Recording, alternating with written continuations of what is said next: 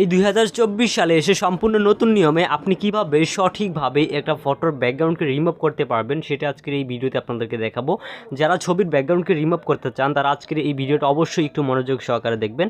আপনারা দেখতে পাচ্ছেন আমাদের এখানে একটি ছবি রয়েছে, ছবিটির ব্যাকগ্রাউন্ডটিকে আমি কিন্তু মাত্র কয়েক সেকেন্ডের ভিতরে কিন্তু রিমুভ করে নিয়েছি। দেখতে পাচ্ছেন কোনো রকম এখানে প্রবলেম দেখা যায়নি। আপনাদেরকেও ঠিক এভাবে সুন্দর করে নিখুঁতভাবে এরকম ফটোর ব্যাকগ্রাউন্ডটা আজকের এই ভিডিওটা দেখার পর থেকে আপনারা রিমুভ করে নিতে পারবেন। কিভাবে করলাম সকল প্রসেসগুলোই কিন্তু আমি আজকের এই ভিডিওতে আপনাদেরকে দেখাবো।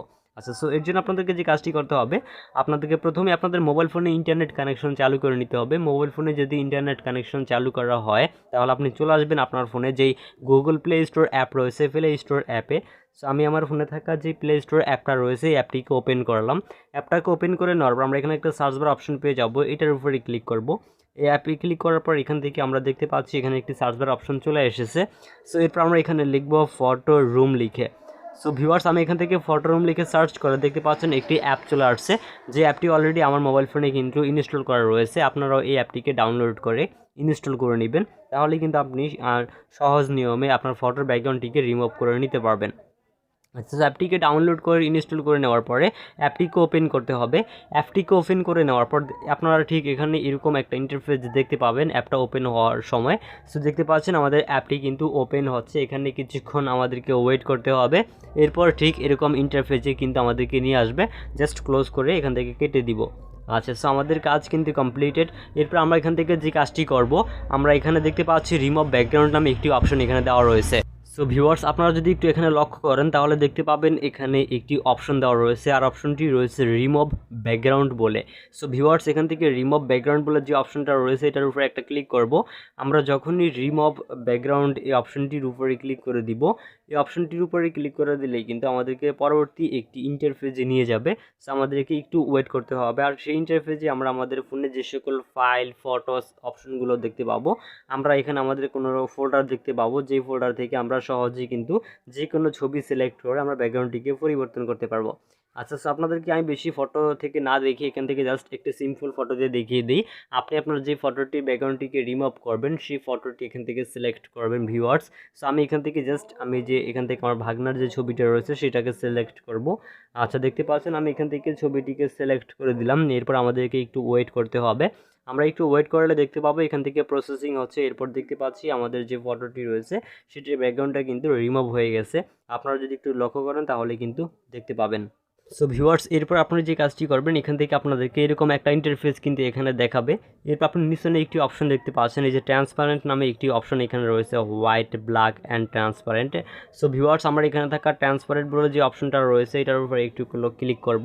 আমরা যখনই এখান থেকে ট্রান্সপারেন্ট অপশনটির উপরে ক্লিক করব আমাদেরকে পরবর্তী একটি ইন্টারফেসে নিয়ে যাবে। আমাদের নেট কানেকশনের প্রবলেমের জন্য এখান থেকে আমাদের একটু কানেকশনটা স্লো হয়েছে, সেজন্য দেখতে পাচ্ছেন এখানে লোডিং দেখাচ্ছে।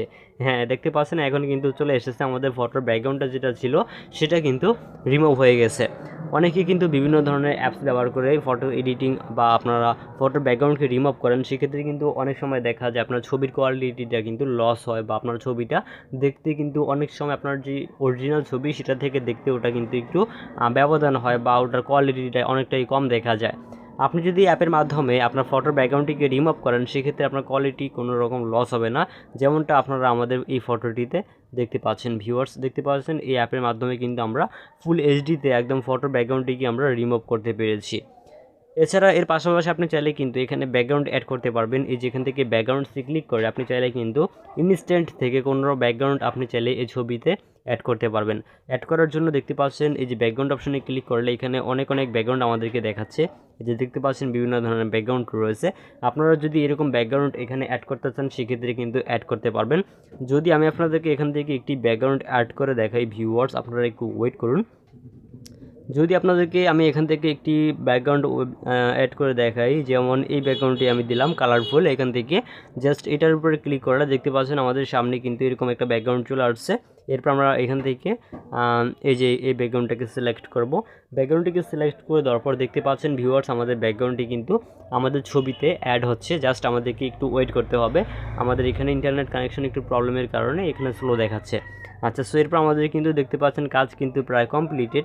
এরপর আমরা এখান থেকে চাইলে যে এক্সপোর্ট অপশনটা রয়েছে এটার মাধ্যমে আমাদের ছবিটিকে আমরা সেভ করে নিতে পারবো।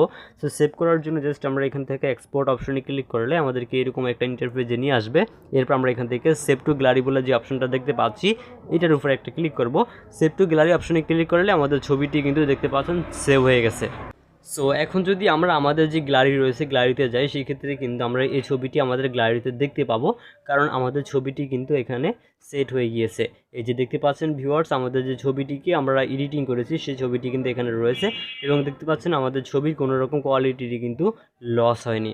দেখতে পেলেন যে সহজে আপনাদেরকে দেখিয়ে দিলাম আপনি কীভাবে যে কোনো একটা ছবির ব্যাকগ্রাউন্ডকে রিমুভ করতে পারবেন, এবং সেই সাথে আপনি কীভাবে এটার যেই ইয়েটা রয়েছে আপনার মানে ব্যাকগ্রাউন্ডটা রয়েছে সেটাকে পরিবর্তন করতে পারবেন।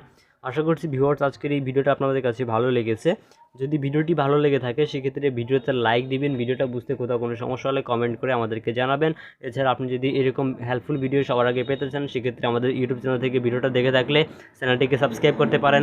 যারা ফেস থেকে ভিডিওটা দেখতেছেন ফেসবুক পেজটিকে ফলো করতে পারেন। সো আপনাদের সাথে দেখা হবে আমাদের পরবর্তী কোনো একটা নতুন ইন্টারেস্টিং ভিডিওতে। সে পর্যন্ত আপনারা সকলেই ভালো থাকুন, সুস্থ থাকুন। আল্লাহ হাফেজ।